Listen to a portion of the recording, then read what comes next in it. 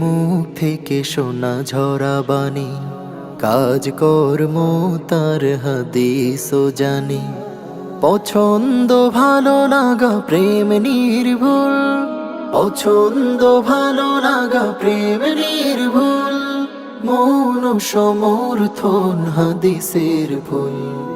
হাদিসের সেই ফুল বুকে নিয়ে যারা মাতিয়ে তুলেছে আজ পৃথিবীর পাড়া, গে যাই তাদের আজ হাজারো সানা। حدثنا حدثنا حدثنا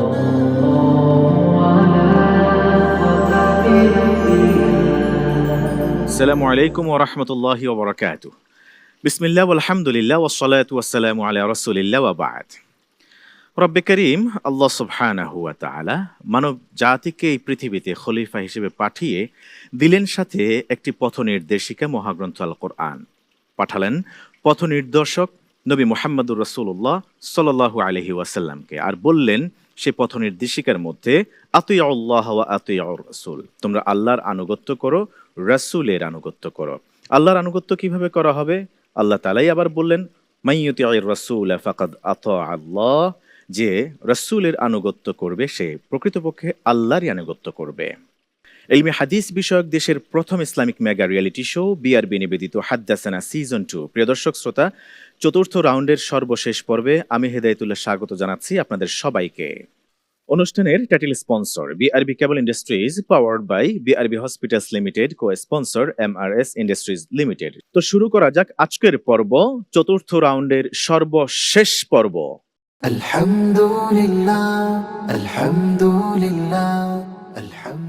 সুনান ইবনু মাজাহ হাদিসের এই গ্রন্থের নামানুসারে নামকরণ করা হয়েছে আজকের গ্রুপের দুইজন প্রতিভাকে। প্রিয় দর্শক শ্রোতা, এই দুই প্রতিভা আজকে অংশগ্রহণ করবে আলোকিত এই মঞ্চে সুনান ইবনু মাজাহ গ্রুপের হয়ে। কোন দুইজন প্রতিযোগী এ পর্যায়ে পরিচয় করিয়ে দেওয়ার জন্য স্টেজে ডেকে নিচ্ছি। প্রথম প্রতিভা আফতাবুর রহমান বিন ফারুক আহমদ, টাঙ্গাইলের বন্ধু। হাদিস তো হিরোই আলোকিত ছবি, মঞ্জিল বলে রাহমাতুল্লাহি ওয়া বারাকাতুহু। ওয়ালাইকুম আসসালাম ওয়া রাহমাতুল্লাহি ওয়া বারাকাতুহু। আফতাবুর রহমান ভালো আছেন? আলহামদুলিল্লাহ, আপনি কেমন আছেন? আলহামদুলিল্লাহ, আল্লাহ ভালো রেখেছেন। আমাদের এই সেগমেন্টে বা এই পর্বে কিন্তু বিভিন্ন সেগমেন্টে ভিন্নতা আছে, জি তাই না? প্রস্তুত তো ইনশাআল্লাহ? ইনশাআল্লাহ। ওকে, শুরু করবার আগে আরেকজনকে ডেকে নেই। ডেকে নিচ্ছি ময়মনসিংহের বন্ধু মুজাহিদুল ইসলাম মুবাশশিরকে। যাবে শান্তির সব আসসালামু আলাইকুম ওয়া রাহমাতুল্লাহি ওয়া বারাকাতুহু। ওয়ালাইকুম আসসালাম ওয়া রাহমাতুল্লাহি ওয়া বারাকাতুহু। আহলান ওয়া সাহলান। ভালো আছেন? আলহামদুলিল্লাহ, আপনি ভালো আছেন? আল্লাহ ভালো রেখেছেন। বিচারককে ডেকে নেওয়া যাক না? অবশ্যই ইনশাআল্লাহ। এবার ডেকে নেব বিজ্ঞ বিচারক এবং আমন্ত্রিত সম্মানিত অতিথিকে। আসন গ্রহণ করবার জন্য অনুরোধ করছি। মত ছেড়ে দিয়েছে ছিল পানা, তাই আজ গে যাই হাদ্দাসানা। আলহামদুলিল্লাহ, ইতোমধ্যে আলোকিত এই মঞ্চে এসে আসন গ্রহণ করেছেন আজকের পর্বের জন্যে বিজ্ঞ বিচারক 3 জন এবং মনোনীত আমন্ত্রিত অতিথি। এই পর্যায়ে পরিচয়। ফদিলাতুল উস্তাজ শেখ শাহ মোহাম্মদ ওয়ালিউল্লাহ হাফিজাহুল্লাহ, অনারেবল খতিব, সুবহানবাগ জামিয়া মসজিদ, ঢাকা। আসসালামু আলাইকুম ওয়া রাহমাতুল্লাহি ওয়া বারাকাতুহু। ওয়ালাইকুম আসসালাম ওয়া রাহমাতুল্লাহি ওয়া বারাকাতুহু। হাফিজ মাওলানা ডক্টর মোহাম্মদ রফিকুল ইসলাম আল মাদানী হাফিজাহুল্লাহ, অনারেবল খতিব, উত্তরা কেন্দ্রীয় জামিয়া মসজিদ, ঢাকা। আসসালামু আলাইকুম ওয়া রাহমাতুল্লাহি তাআলা ওয়া বারাকাতুহু। ওয়ালাইকুম আসসালাম ওয়া রাহমাতুল্লাহি তাআলা ওয়া বারাকাতুহু। ফদিলাতুল উস্তাজ শেখ মাওলানা মুহাদ্দিস মাহমুদুল হাসান হাফিজাহুল্লাহ, প্রধান মুহাদ্দিস, মিসবাহুল উলুম কামিল মাদ্রাসা, ঢাকা। আসসালামু আলাইকুম ওয়া রাহমাতুল্লাহি ওয়া বারাকাতুহু। ওয়ালাইকুম আসসালাম ওয়া রাহমাতুল্লাহি ওয়া বারাকাতুহু। বিজ্ঞ বিচারক ত্রয়কে সুস্বাগতম জানাচ্ছি।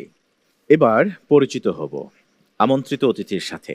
আজকের অতিথির আসনে আছেন হাদ্দাসানা সিজন 1 এর প্রতিযোগী, দারুন নাজাত সিদ্দিকিয়া কামিল মাদ্রাসার শিক্ষার্থী মোহাম্মদ সাইফুল ইসলাম।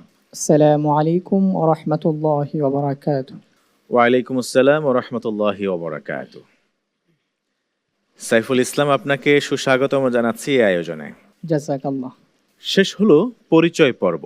এবার যাব মূল আনুষ্ঠানিকতায়। শুরুতে থাকছে হুজ্জিয়াতুল হাদিস বা হাদিসের মাধ্যমে দালালিক প্রামাণিকতা সেগমেন্ট। এই সেগমেন্টে আজকের চমৎকার বিষয় সাদাকাতুল ফিতর।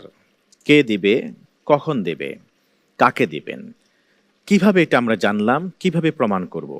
মহাগ্রন্থ আল কোরআন, এই কোরআনকে পুঁজি করে শুধুমাত্র সেখান থেকে রেফারেন্স নিয়ে কি আমরা সাদাকাতুল ফিতর কত পরিমাণ, কাকে দিব, কোত্থেকে দিব, কখন দিব জানতে পারি?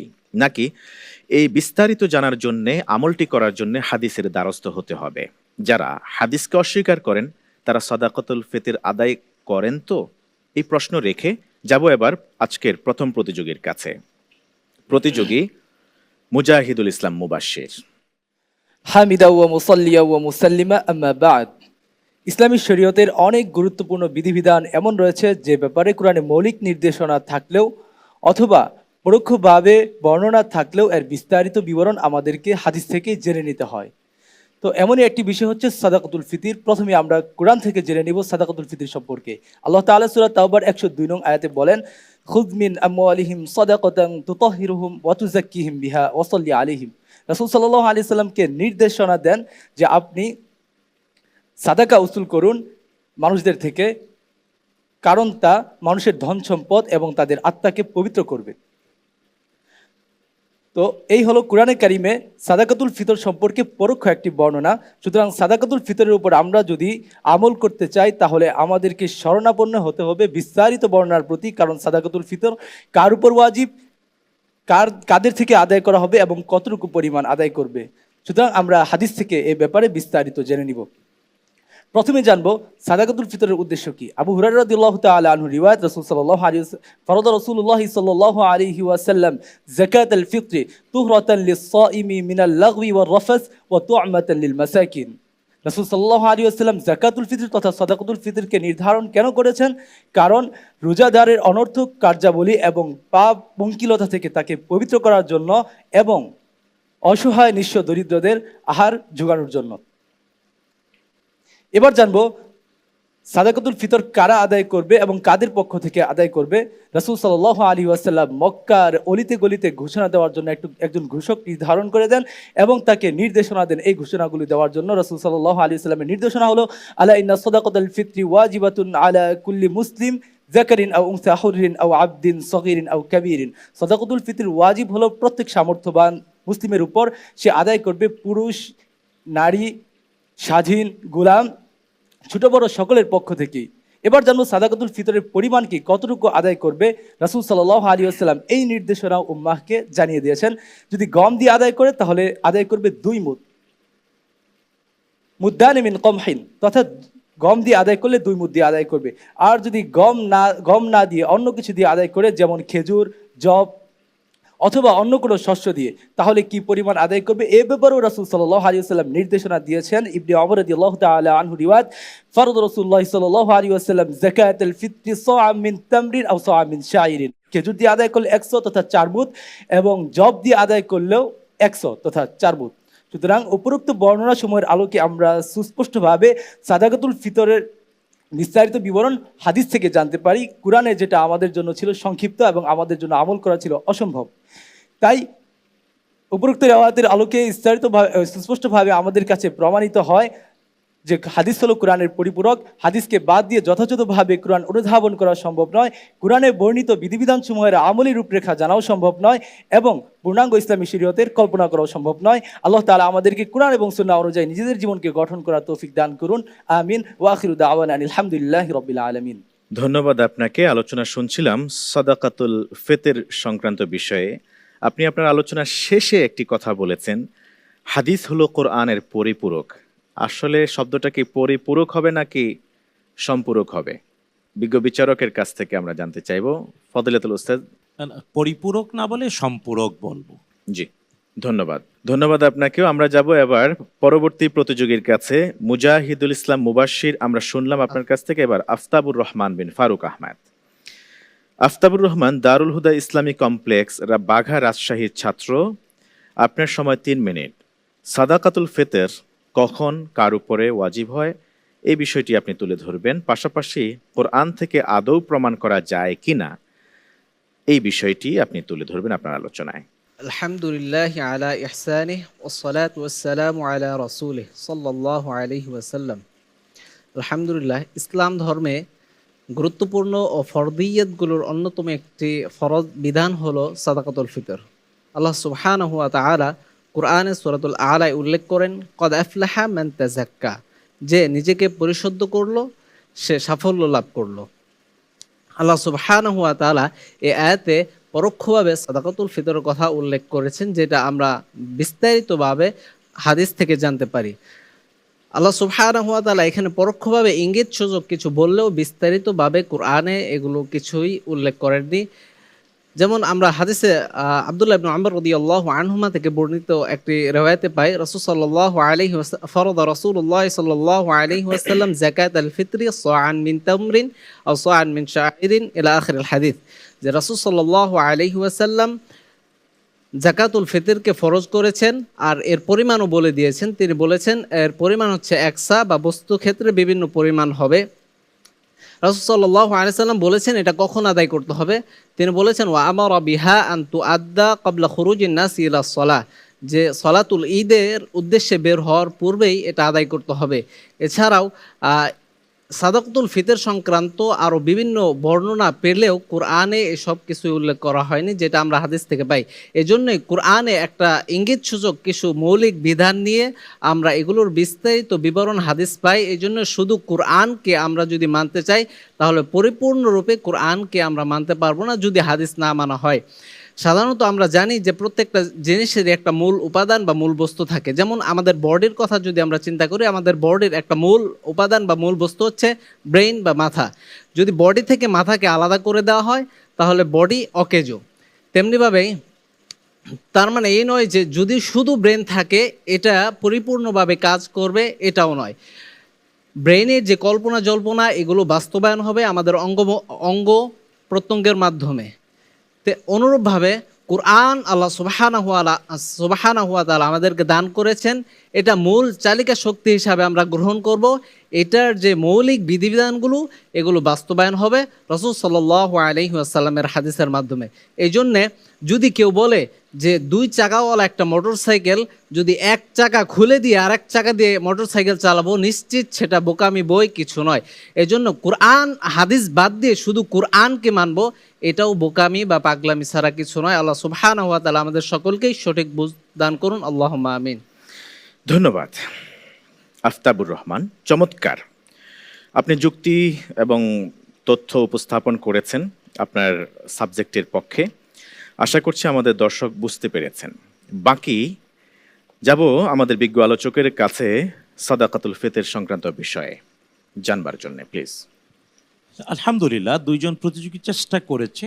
এর মধ্যে আফতাব একেবারে কোরআন আল করিমের এই আয়াত আল করিমা সূরাতুল আ'লা এর 14 নম্বর আয়াত, ওই আয়াতই হলো সাদাকাতুল ফিতরের ডাইরেক্ট ইন্ডিকেটর। যদিও আল্লাহ সুবহানাহু ওয়া তাআলা সূরাতুল বাকারাতে ইনফাকের কথা ঈমানের শর্ত হিসেবে উল্লেখ করেছেন, তাই স্বাভাবিক যে ইনফাক সবাই করতে পারে, স্বাভাবিকভাবে কম ধন সম্পদের মালিক এর নাম হলো সাদাকাতুল ফিতর। কারণ সাদাকাতুল ফিতর এবং যাকাত ওয়াজিব হওয়ার মধ্যে অনেক বড় ফারাক রয়েছে। যাকাতের জন্য 1 বছর টানা সম্পদের মালিক থাকা, কিন্তু সাদাকাতুল ফিতর দিতে হবে প্রত্যেক সামর্থ্যবান, অন্তত ঈদের চাঁদ উদয়ের পরেই যার ঘরে নেশাব পরিমাণ সম্পদ রয়েছে। আর সূরাতুল আ'লা এর 14 নম্বর আয়াত প্রত্যক্ষভাবে এর নির্দেশ দেয়। মুহাম্মাদুর রাসূলুল্লাহ সাল্লাল্লাহু তাআলা আলাইহি ওয়াসাল্লাম থেকে হাদিস, যেটা আমাদের মুবাশশির স্পষ্ট করে বলেছে যে রাসূলুল্লাহ সাল্লাল্লাহু আলাইহি ওয়াসাল্লাম ফরজ করে দিয়েছেন। কারণ আল্লাহ তাআলা যেমন ফরজ করার অধিকার রাখেন আমাদের উপরে, ঠিক এমনি রাসূলুল্লাহ সাল্লাল্লাহু তাআলা আলাইহি ওয়াসাল্লাম আল্লাহ তাআলা তাকেও আমাদের উপরে ফরজ করার অধিকার দিয়েছেন। তাই ফুকাহা ইম্মা মুজতাহিদিনের অভিমত সাদাকাতুল ফিতর ফরজ, যদিও হানাফি মাযহাব বা হানাফি স্কুল অফ থট অনুযায়ী এটা ওয়াজিব। তবে ফিকহি পরিভাষায় ওয়াজিব মানে ফরজের মতোই বাধ্যতামূলক। শব্দের দিক থেকে হানাফি মাযহাব অনুযায়ী সাদাকাতুল ফিতর ওয়াজিব, কিন্তু অন্য 3 মাযহাব বলেছে এটা হলো ফরজ, যেহেতু শব্দটাই ফরজ হাদিসে আসছে। আর হ্যাঁ, কাকে দেবে, কখন দেবে, কি পরিমাণ দেবে, কি দিয়ে দেবে, তাও রাসূলুল্লাহ সাল্লাল্লাহু তাআলা আলাইহি ওয়াসাল্লাম খুলে খুলে বর্ণনা করেছেন, নিজে আমল করেছেন, এবং রাসূলুল্লাহ সাল্লাল্লাহু আলাইহি ওয়াসাল্লামের সামনে আসহাব রাসূলিল্লাহ সাল্লাল্লাহু তাআলা আলাইহি ওয়াসাল্লাম আমল করেছেন, নবীজি তা সমর্থন করেছেন। আর এরই ধারাবাহিকতায় এই 1400 বছর পর্যন্ত আমাদের মাঝে সাদাকাতুল ফিতর আসছে। কারণ ঈদের দিনের আনন্দ সবাই ভোগ করবে, ঈদের মাঠে ভিক্ষুক থাকবে না, ইসলাম এটা নিশ্চিত করতে চায়। তাই ঈদের মাঠে যাওয়ার আগে অবশ্যই সাদাকাতুল ফিতর আদায় করতে হবে। ইসলামের এই সৌন্দর্য হাদিস দ্বারাই প্রমাণিত, সুন্নাহ দ্বারাই প্রতিষ্ঠিত, আর মুতাওয়াতের বাস্তবতায় 1400 বছর থেকে আমরা করে আসছি। আল্লাহ বুঝার তৌফিক দিন। আমিন। ধন্যবাদ আপনাকে, জাযাকুমুল্লাহ খাইরান। প্রিয় দর্শক শ্রোতা, 2 জন প্রতিযোগী এবং বিজ্ঞ আলোচকের আলোচনা থেকে যে বিষয়টি প্রতীয়মান হয়, সাদাকাতুল ফিতর দেওয়া ফরজ, আর নিচে যতই নামা যায় ওয়াজিবের নিচে যাওয়ার কোনো সুযোগ নাই। যারা হাদিস মানেন না তারা নিঃসন্দেহে সাদাকাতুল ফিতর আদায় করেন না, আর যারা সাদাকাতুল ফিতর আদায় করেন না তারা নিঃসন্দেহে বস্তুহারা, বাস্তুহারা, এদের নিঃস্বদের সম্পদ মেরে খাচ্ছেন। আর যারা নিঃস্বদের সম্পদ মেরে খান তারা সত্যিকারের ভালো মুসলমান হতে পারেন না। অতএব সবাইকে কোরআনের পাশাপাশি হাদিসকেও মানতে হবে, যদি সেই হাদিসটি অথেন্টিক্যালি প্রমাণিত হয় সত্য বলে। আল্লাহ সুবহানাহু ওয়া তাআলা আমাদেরকে বুঝে আমল করা তৌফিক দান করুন। দেখছেন ইলমে হাদিস বিষয়ক দেশের প্রথম Islamic mega reality show BRB নিবেদিত হাদ্দাসানা সিজন 2 অনুষ্ঠানের title sponsor BRB cable industries, powered by BRB hospitals limited, co sponsor MRS industries limited. অনুষ্ঠানের এই পর্যায়ে আমরা পরিচিত হব আরেকটি চমৎকার গ্রন্থের সাথে, হাদিসের গ্রন্থ সুনান ইবনু মাজাহ। চলুন জেনে নেওয়া যাক বেশ কিছু তথ্য। সুনান ইবনু মাজাহ ইসলামের অমূল্য হাদিস ভান্ডার। আজ আমরা এক অত্যন্ত গুরুত্বপূর্ণ হাদিস সংকলন সুনান ইবনু মাজাহ সম্পর্কে জানব ইনশাআল্লাহ। এটি ইসলামী জ্ঞানের এক অমূল্য রত্ন, যা ইমাম ইবনু মাজাহ রহমতুল্লাহি আলাইহি কর্তৃক রচিত এবং ইসলামের 6টি প্রধান হাদিস সংকলনের অন্যতম। এই গ্রন্থের মধ্যে রয়েছে রাসূলুল্লাহ সাল্লাল্লাহু আলাইহি ওয়াসাল্লামের মুখনিসৃত এমন অনেক বাণী যা মুসলিম উম্মার জন্য চিরকাল পথপ্রদর্শক। প্রখ্যাত ইমাম মুহাম্মদ ইবনু ইসমাঈল ইবনু মাজাহ 312 হিজরি সনে সুনান ইবনু মাজাহ গ্রন্থটি রচনা করেন। ইবনু মাজাহ এই গ্রন্থটি সংকলন করতে দীর্ঘ সময় ধরে কঠোর পরিশ্রম করেন। তিনি শুধুমাত্র পৃথিবীর বিভিন্ন প্রান্ত থেকে প্রামাণিক হাদিসই সংগ্রহ করেননি, বরং হাদিসের গভীর অধ্যয়নে তার জীবনের অগণিত সময় তিনি ব্যয় করেন। ইমাম ইবনু মাজাহ বহু উস্তাদ এবং হাদিস বিশারদগণের কাছ থেকে হাদিসের বিশুদ্ধতা যাচাই করেছেন। তার গ্রন্থে কিছু হাদিস রয়েছে যেগুলি অনেকেই সহিহ মনে করেন, তবে কিছু হাদিসের বিষয়ে মতভেদ রয়েছে। তবুও ইবনু মাজাহর তত্ত্বাবধানে সংকলিত এই গ্রন্থটি অত্যন্ত মূল্যবান, কারণ এটি সঠিক ইসলামী শিক্ষার প্রতি আমাদের উদ্বুদ্ধ করে। সুনান ইবনু মাজাহ গ্রন্থে মোট 4000 হাদিস অন্তর্ভুক্ত রয়েছে, যা 32টি খণ্ডে বিভক্ত। এই হাদিসগুলো ইসলামী জীবনযাত্রার প্রতিটি দিকের আলোচনা স্থাপন করে। সুনান ইবনু মাজাহ গ্রন্থে মোট 4000 হাদিস অন্তর্ভুক্ত রয়েছে, যা 32টি খণ্ডে বিভক্ত। এই হাদিসগুলো ইসলামী জীবনযাত্রার প্রতিটি দিকের আলোচনা উপস্থাপন করে। গ্রন্থটির একটি উল্লেখযোগ্য বৈশিষ্ট্য হলো এর সূচি। প্রতিটি অধ্যায় অত্যন্ত সুসংগঠিত এবং সহজবোধ্যভাবে রচিত, যাতে পাঠক সহজেই ইসলামী আদর্শগুলো অনুধাবন করতে পারেন। অধ্যায়গুলি জীবনযাপনের বিভিন্ন দিক, বিশ্বাস, আচার ব্যবহার, নৈতিকতা, আইনি বিধান ইত্যাদি নিয়ে আলোকপাত করে। সুনান ইবনু মাজাহ কিতাবটির উপর অনেক ইমাম এবং হাদিস বিশারদগণ ব্যাখ্যা গ্রন্থ রচনা করেছেন। এর মধ্যে শরহ সুনান ইবনু মাজাহ বিশেষভাবে গুরুত্বপূর্ণ। এই ব্যাখ্যা গ্রন্থগুলোর মাধ্যমে আমরা সুনান ইবনু মাজাহ সংকলিত হাদিসগুলোর গভীরতা ও প্রেক্ষাপট বুঝতে পারি, যা আমাদের জীবনকে ইসলামী শিক্ষায় আরও সুসংগঠিত করতে সহায়ক ভূমিকা পালন করে। সুনান ইবনু মাজাহ কেবল একটি হাদিস সংকলনই নয়, এটি ইসলামী সভ্যতার একটি ভিত্তি। এই গ্রন্থের মাধ্যমে মুসলিমগণ তাদের দৈনন্দিন জীবনে সঠিক পথে চলার জন্য অনুপ্রেরণা পান। এটি আমাদের বিশ্বাস, আচার ব্যবহার এবং সমাজের প্রতি দায়িত্ব সম্পর্কে একটি গুরুত্বপূর্ণ ধারণা দেয়। এই গ্রন্থটির প্রভাব শুধু ইসলামী বিশ্বের মধ্যেই সীমাবদ্ধ নেই, বরং এটি মানব জাতির জন্য একটি দিক নির্দেশক। বিশ্বব্যাপী নৈতিকতা ও আধ্যাত্মিকতার ভিত্তি স্থাপন করতে সুনানু ইবনু মাজাহ গুরুত্বপূর্ণ ভূমিকা পালন করে যাচ্ছে। বিভিন্ন প্রখ্যাত ইমাম প্রখ্যাত ইমাম ও আলেমগণ সুনান ইবনু মাজাহ এর ব্যাপারে তাদের মূল্যবান মতামত প্রদান করেছেন। ইমাম আল আজহারি, ইমাম আদ-দাহাবি, ইমাম ইবনুল হাজার আল আসকালানি, ইমাম আন-নাহওয়াই এই গ্রন্থের প্রতি গভীর শ্রদ্ধা ও সম্মান প্রকাশ করেছেন। তারা একে অত্যন্ত প্রামাণিক ও ইসলামী শিক্ষার একটি গুরুত্বপূর্ণ উৎস হিসেবে গণ্য করেছেন। তাদের মতে এটি মুসলিম সমাজে সঠিকভাবে ইসলামী জীবনধারা অনুসরণের জন্য অত্যন্ত কার্যকর। ইমাম ইবনু মাজাহ রাহমাতুল্লাহি আলাইহির কঠিন পরিশ্রমে সংকলিত এই অমূল্য গ্রন্থটির জন্য আল্লাহ সুবহানাহু ওয়া তাআলা তাকে উত্তম জাযা দান করুন এবং এই গ্রন্থ থেকে আল্লাহ সুবহানাহু ওয়া তাআলা আমাদেরকে উপকৃত হওয়ার তৌফিক দান করুন। আমিন। আলহামদুলিল্লাহ, হাদিসের অমূল্য তথ্য ভাণ্ডার সুনান ইবনু মাজাহ সম্পর্কে আমরা বিস্তারিত জেনেছি। আল্লাহ সুবহানাহু ওয়া তাআলা এই গ্রন্থটি থেকে আমাদেরকে উপকৃত হবার তৌফিক দান করুন এবং এখানে বর্ণিত ধারণকৃত আল্লাহ রাসূল সাল্লাল্লাহু আলাইহি ওয়াসাল্লামের যাবতীয় সুন্নাহকে আমাদের বাস্তবে আমলে রূপ দেওয়ার তৌফিক দান করুন। এবার চলে যাচ্ছি পরবর্তী সেগমেন্টে। এবারের সেগমেন্ট হিফজুল হাদিস।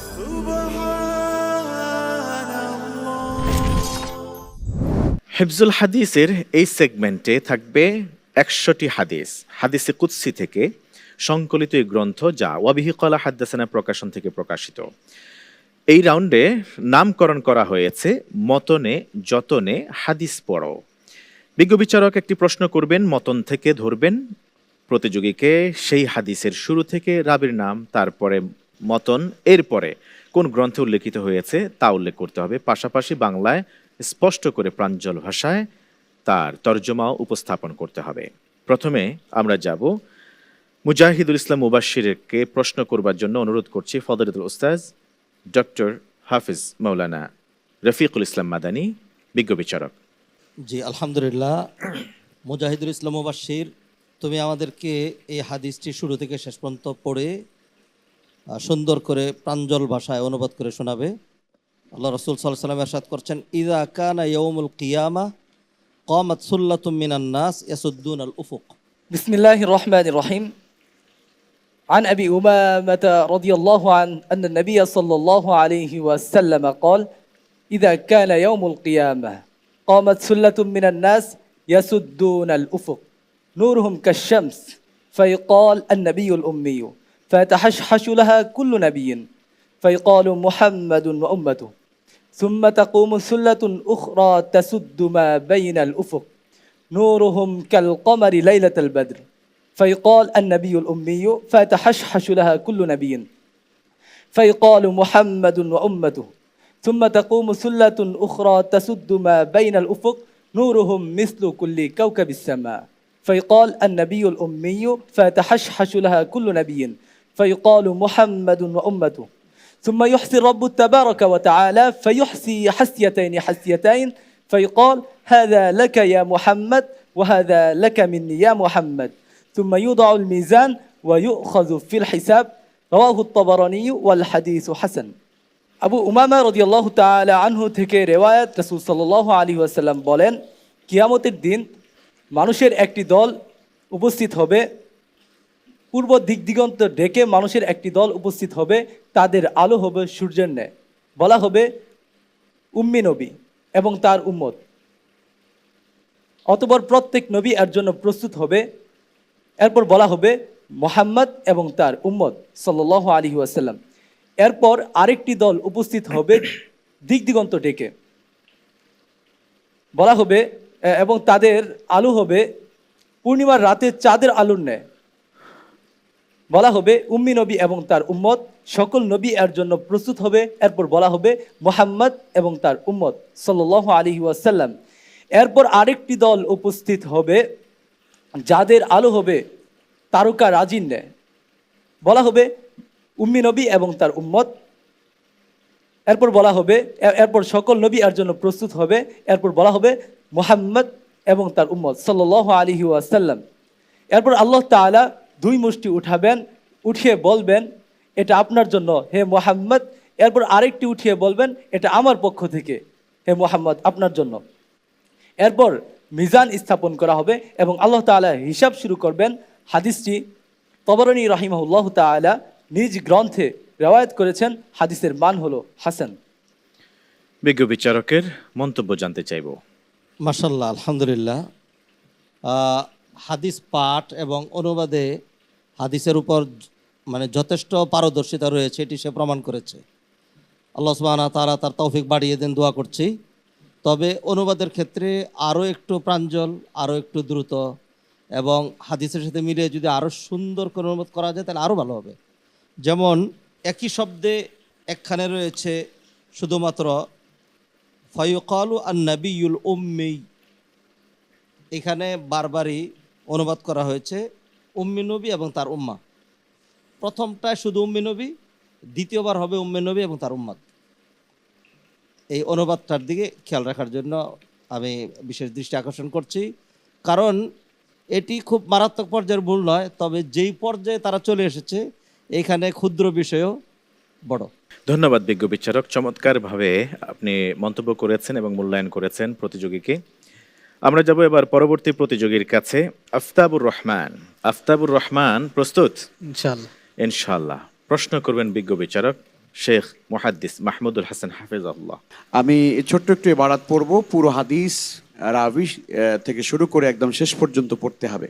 কসমতু সলাতা বাইনি ওয়া বাইনা আবদি নিসফাইন।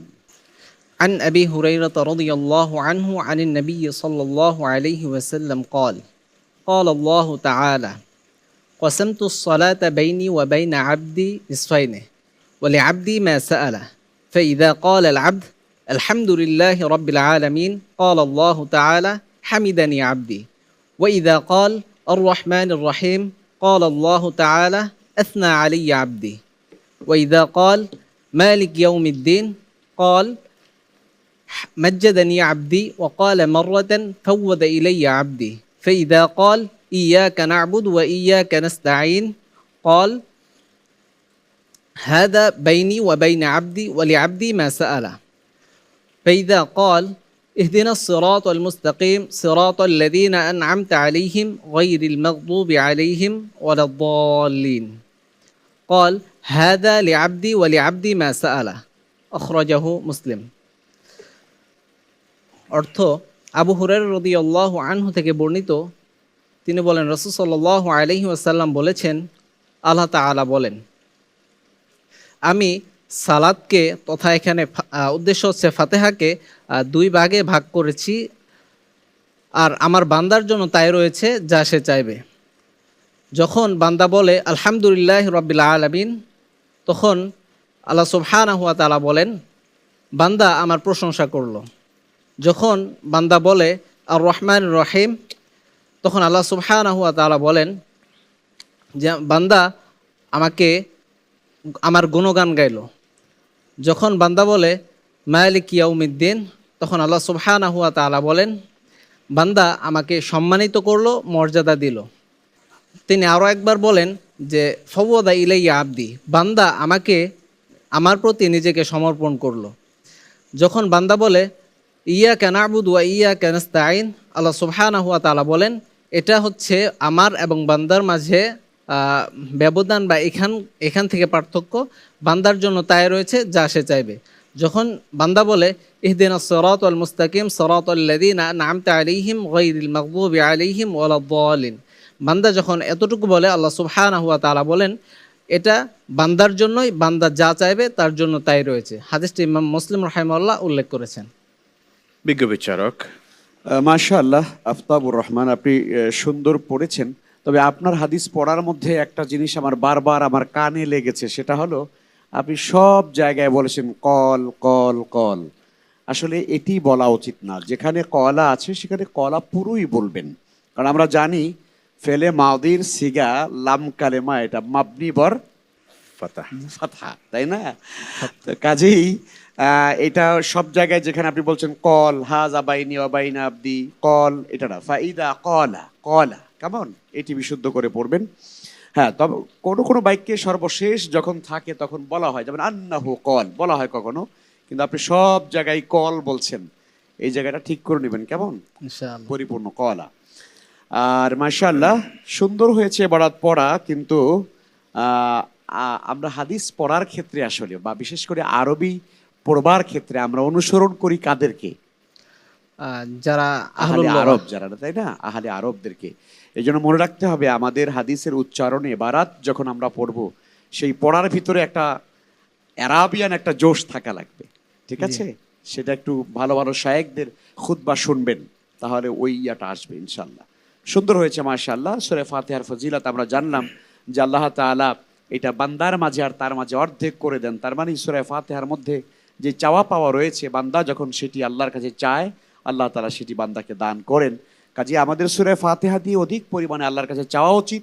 এবং এই সূরা ফাতিহা আমরা তেলাওয়াত করি, নামাজে অনেক মানুষ রয়েছি, আমরা সূরা ফাতিহার তেলাওয়াত এর অর্থটা জানি না, এই জন্য আমাদের অর্থ জেনে আমাদের তেলাওয়াত করা উচিত। আল্লাহ তৌফিক দান করুন। আমিন। ধন্যবাদ বিজ্ঞ বিচারক, চমৎকার করে কিছু পরামর্শ দিয়েছেন। আশা করছি প্রতিযোগিতা অক্ষরে অক্ষরে মেনে চলবেন, কেমন? ইনশাআল্লাহ।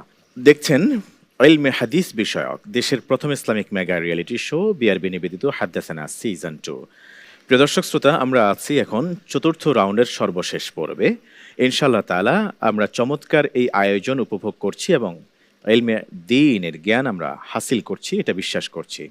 চমৎকার এই আয়োজনের সাথে টাইটেল স্পন্সর হিসেবে রয়েছে BRB cable industries, powered by হিসেবে রয়েছে বিআরবি হসপিটালস লিমিটেড ও কো স্পন্সর হিসেবে আছে এমআরএস ইন্ডাস্ট্রিজ লিমিটেড। এই পর্যায়ে জেনে নেব আজকের পর্বের জনতার জিজ্ঞাসা। আসসালামু আলাইকুম। হাদ্দাসানা নিকট আমার একটা প্রশ্ন আছে, যেটা হলো আমাদের মতো যারা ইয়াং জেনারেশনের ছেলেরা আছে, অনেকেই চায় অশ্লীল ভিডিও তার সামনে না আসুক, কিন্তু দেখা গেছে ফেসবুক, ইউটিউব, টিকটকে প্ল্যাটফর্মে ঢোকার পরে এই সমস্ত ভিডিওগুলো চলে আসে অনিচ্ছাকৃতভাবে। তো সে তখনকার যদি এই ভিডিওগুলো দেখে, না চাইতেও যদি ভিডিওগুলো দেখে, তাহলে কিরকম গুনাহ হবে? খুবই চমৎকার প্রশ্ন। সম্ভবত এই প্রশ্নটি সবার অন্তরেই আছে। আমি অপরাধ করলাম, আল্লাহর কাছে ক্ষমা চাইলাম, ওয়াদা করলাম আর কখনো করব না, এরপরেও নফসের তাড়নায় ওয়াসওয়াসায় আবার সেই গুনাহটি করে বসি, আল্লাহ তাআলার সাথে কৃত ওয়াদা ভঙ্গ হচ্ছে। আসলে এর সমাধান কি? বিজ্ঞ আলোচক। আল্লাহ সুবহানাহু ওয়া তাআলা নিজেই এই প্রশ্নের জবাব দিয়েছেন। কোরআন আল কারীমের 4 নম্বর সূরা আন-নিসা এর 17 নম্বর আয়াত আল কারীমাতে আল্লাহ তাআলা স্পষ্ট করে বলেছেন, আউযু বিল্লাহি মিনাশ শাইতানির রাজীম, ইন্নামাত তাওবাতু আলাল্লাহি লিল্লাযীনা ইয়া'মালুনা আস-সুআ বিজাহালাতিন সুম্মা ইয়াতুবুনা মিন কারীবিন ফাউলাইকা ইয়াতুবুল্লাহু আলাইহিম ওয়া কানাল্লাহু আলীমান হাকীমা।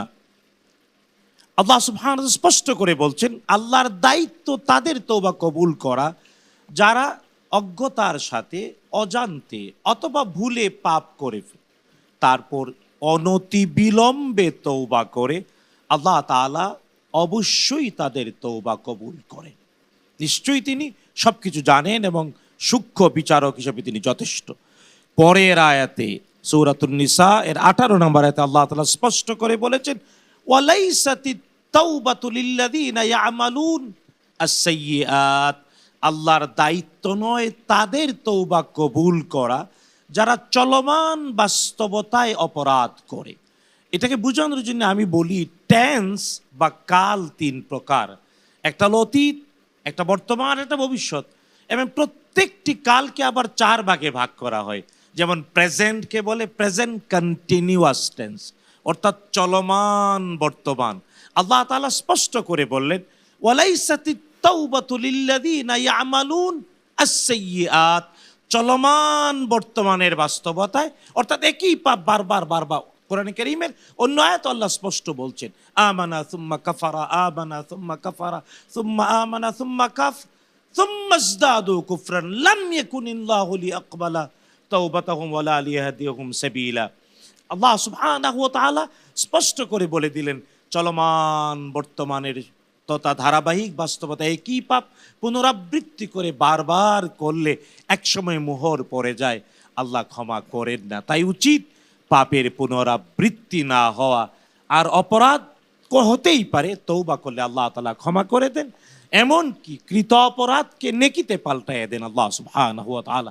সুতরাং আমাদের সবার কাছে আল্লাহ তাআলা এই তৌফিক দান করুন, যাতে পাপ করলে দ্রুত তওবা করি আর একই পাপের পুনরাবৃত্তি যাতে না হয়। আল্লাহুম্মা আমিন। আমিন। ধন্যবাদ আপনাকে বিজ্ঞ আলোচক, চমৎকার করে আপনি এই বিষয়টি তুলে ধরলেন। আশা করছি জনতার জিজ্ঞাসার এই প্রশ্নটি দর্শক সঠিক এবং যথার্থ জেনেছেন। আল্লাহ তাআলা আমাদেরকে বারবার তওবা করার তৌফিক দান করুন। এই পর্যায়ে যাচ্ছি আজকের পর্বের সর্বশেষ সেগমেন্টে। এবারের সেগমেন্ট প্রশ্নোত্তরে ইলমুল হাদিস।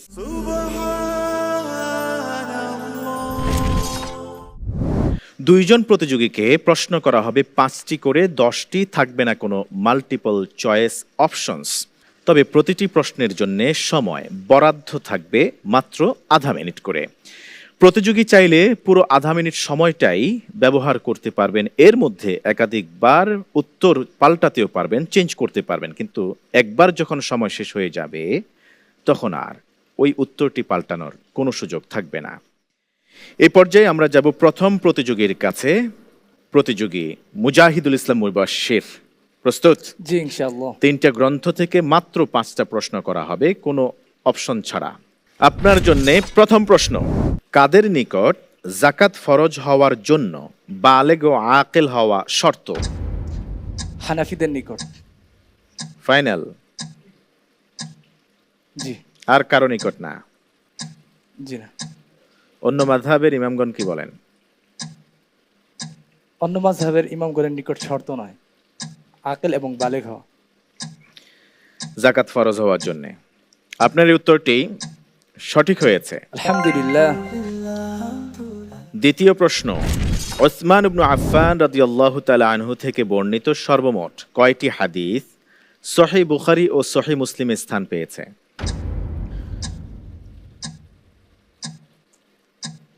16টি। ফাইনাল? জি। আপনার এই উত্তরটি সঠিক হয়েছে, আলহামদুলিল্লাহ।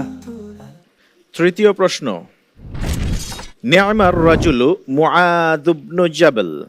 রাসূলুল্লাহ সাল্লাল্লাহু আলাইহি ওয়াসাল্লাম মুআয ইবনে জাবাল রাদিয়াল্লাহু তাআলা আনহুকে লক্ষ্য করে এই কথা কখন বলেছিলেন?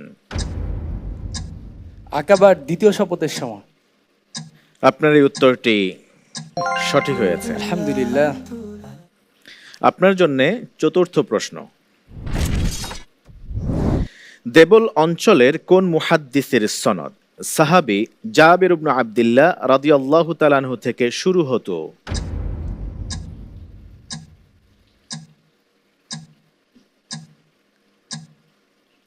আল হাসান। আল হাসান? আল হাসান ইবনে মুহাম্মদ ইবনে আবুল হাসান আল বসরি। আল হাসান ইবনু মুহাম্মদ ইবনু আল হাসান ইবনু মুহাম্মদ আল বসরি। সঠিক হয়েছে, আলহামদুলিল্লাহ।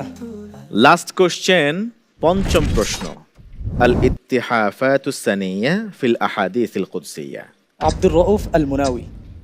কি করছেন তিনি? এই গ্রন্থটি সংকলক। ওকে, এটি কিসের সংকলিত গ্রন্থ?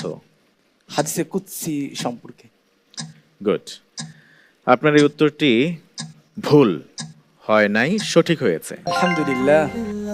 আলহামদুলিল্লাহ। আপনাকে আমরা 5টি প্রশ্ন করেছি, 5টি প্রশ্নের আপনি সঠিক ও যথাযথ উত্তর দিয়েছেন, জাযাকাল্লাহ খাইরান। আফতাবুর রহমান, প্রস্তুত? জি ইনশাআল্লাহ।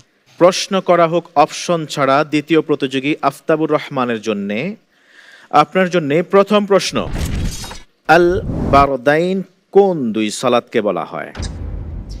জি, 2 সালাত হলো সালাতুল ফজর, সালাতুল আসর।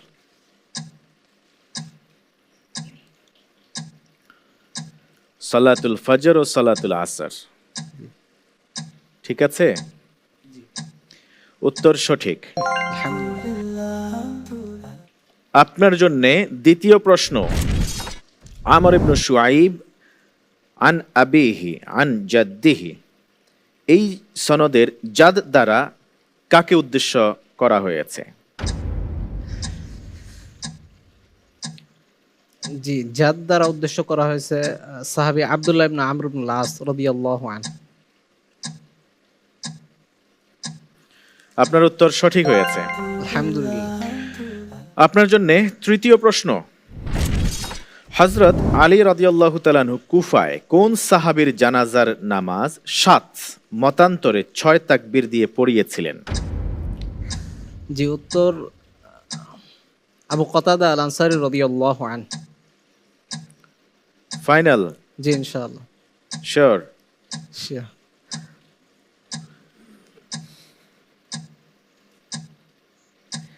আল্লাহ রসুলের এত এত সাহাবী থাকতে বুঝি সেখানে কুফায় একজনেরই সালাতের জানাজার ইমামতি করেছেন আলী রাদিয়াল্লাহু তাআলা আনহু। এই কথায় আসছে হাদিস গ্রন্থে।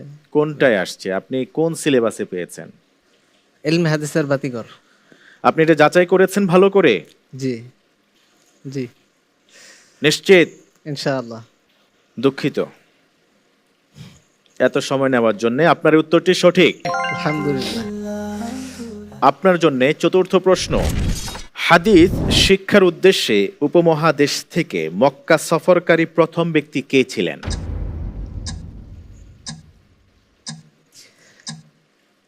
জি, প্রথম ব্যক্তি ছিলেন জামালুল্লাহ গুলবাগি রাহিমাহুল্লাহ। আপনি কি আরেকটু ট্রাই করবেন? হ্যাঁ, ইনশাআল্লাহ। ঠিক আছে, এই উত্তরটি যে উত্তরটি সঠিক। সঠিক। তাহলে সঠিক আপনার এই উত্তরটিও। আলহামদুলিল্লাহ। আপনার জন্য শেষ প্রশ্ন। আল আহাদিসুল কুদসিয়া জামআন ওয়া দিরাসাতান কে সংকলন করেছেন এই গ্রন্থটি? উমর আলী আব্দুল্লাহ মুহাম্মদ রাহিমাহুল্লাহ।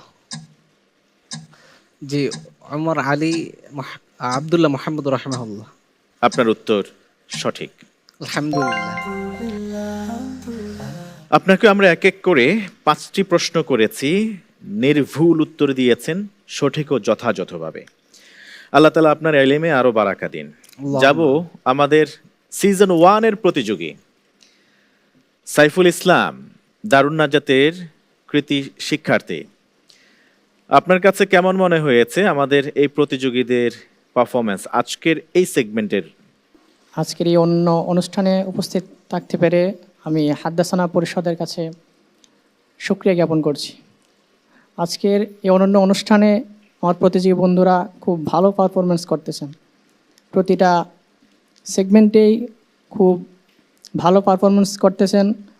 প্রথমে একজন সাদাকার উপর দালিলি জবাব দিয়েছেন, আবার অন্যজন সাধারণ জনগণ যেটা বুঝতে সুবিধা হবে সেক্ষেত্রে তিনি মিসাল উপস্থাপন করেছেন, যা আমাদের দর্শক শ্রোতাদের জন্য খুবই উপযোগী। আর এই আজকের এই অনুষ্ঠান, এই অনন্য অনুষ্ঠান আমরা যখন অংশগ্রহণ করেছিলাম প্রথম সিজন 1-এ, তখন এটা অনন্য ছিল।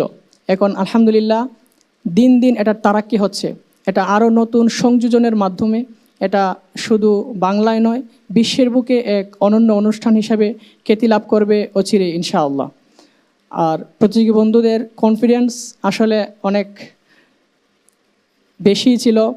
তাদেরকে নানা কৌশলে তাদের কনফিডেন্স থেকে কম্প্রেস করার বিভিন্ন কৌশল অবলম্বন করা হয়েছিল, কিন্তু আলহামদুলিল্লাহ এই কনফিডেন্স গেমসে তারা বিজয়ী হয়েছেন। আমার খুব ভালো লাগছে এই অনুষ্ঠানে উপস্থিত থাকতে পেরে এবং প্রতিযোগী বন্ধুদের এই কনফিডেন্স থেকে আলহামদুলিল্লাহ। ধন্যবাদ আপনাকে। আল্লাহ তাআলা আপনার সামনের পথ চলাকে আরো সহজ করুন, সুন্দর ও মসৃণ করুন। যেই ইলমে হাদিসের দার্স এখান থেকে নিয়েছেন গত সিজনে, সেটাকে পুঁজি করে আপনাকে আল্লাহ তাআলা সামনে এগিয়ে যাওয়ার তৌফিক দান করুন এবং যুগশ্রেষ্ঠ একজন মুহাদ্দিস হিসেবে আল্লাহ আপনাকে কবুল করুন। আমিন। ধন্যবাদ আপনাকে আফতাবুর রহমান, চমৎকার জবাব দিয়েছেন। এবং আপনাকেও ধন্যবাদ মুবাশশির, মুজাহিদুল ইসলাম মুবাশশির, চমৎকার করে আপনি আজকে অংশগ্রহণ করেছেন। ধন্যবাদ জানাচ্ছি 3 জন বিজ্ঞ বিচারককে, চমৎকার প্রশ্ন করেছেন, মন্তব্য করেছেন এবং বিচারিক কার্যে আমাদেরকে সহযোগিতা করেছেন। প্রিয় দর্শক শ্রোতা, দেখলেন আজকের এই পর্ব। শেষ করছি না, কারণ এখনো বাকি আছে আপনাদের জন্যে প্রশ্ন করা। এবার জেনে নেব দর্শকের জন্য আজকের প্রশ্ন। সুনান ইবনু মাজা কয়েক খণ্ডে বিভক্ত? তাহলে ওয়াবিহি ক্বালা হাদ্দাসানার ফেসবুক পেজ ও ইউটিউবের এই ভিডিওটি যেখানে চলছে সেখানের কমেন্ট অপশনে গিয়ে সঠিক উত্তরটি লিখে দিন। সর্বোচ্চ সঠিক উত্তরদাতাকে লটারির মাধ্যমে বিজয়ী ঘোষণা করা হবে এবং ইনশাআল্লাহ তাআলা আপনার জন্য থাকবে ওয়াবিহি ক্বালা হাদ্দাসানার পক্ষ থেকে আকর্ষণীয় গিফট হ্যাম্পার।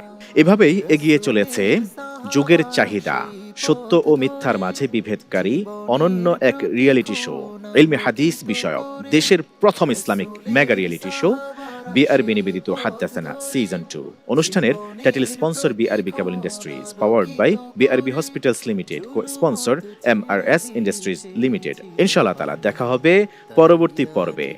দেখব কোন 2 জন প্রতিযোগী বিদায় নিচ্ছেন আর কোন 6 জন প্রতিভা কোয়ালিফাই করছেন 5ম রাউন্ডের জন্য। জানতে থাকতে হবে আলোকিত এই মঞ্চের সাথে। ওয়াসসালামু আলাইকুম ওয়া রাহমাতুল্লাহি ওয়া বারাকাতুহু। حدثنا